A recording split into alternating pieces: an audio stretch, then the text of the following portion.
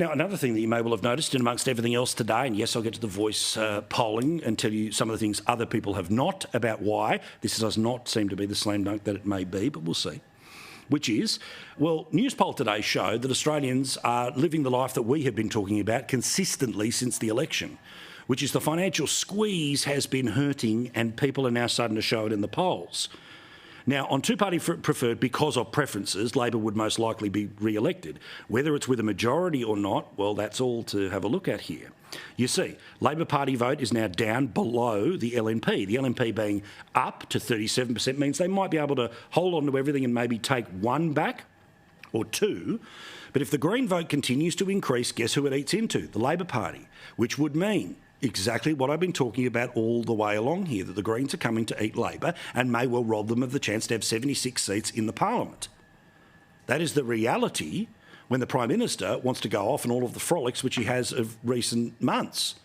He has spent a very big portion of his time as Prime Minister telling us he's going to do something about cost of living, living up to the promise that he made before the last election that things would be cheaper under the Labor government.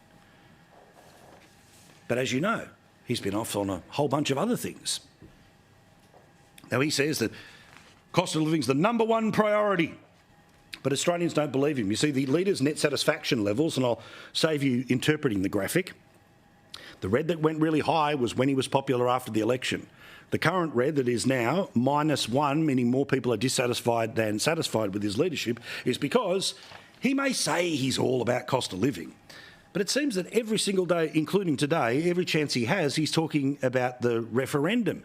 He hasn't handed it over to non-politicians. Instead, he is the one who wants it to be his legacy, to be in his Wikipedia, to make him one of the great Labor leaders. And remember, the whole yes-no campaign is a trial run for the real prize, which is next term, and that's going to be a republic.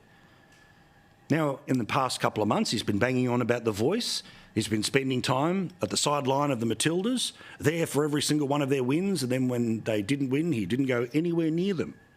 And then, of course, he spends an awful lot of time overseas. But, you know, that's really necessary because it's national security, national security.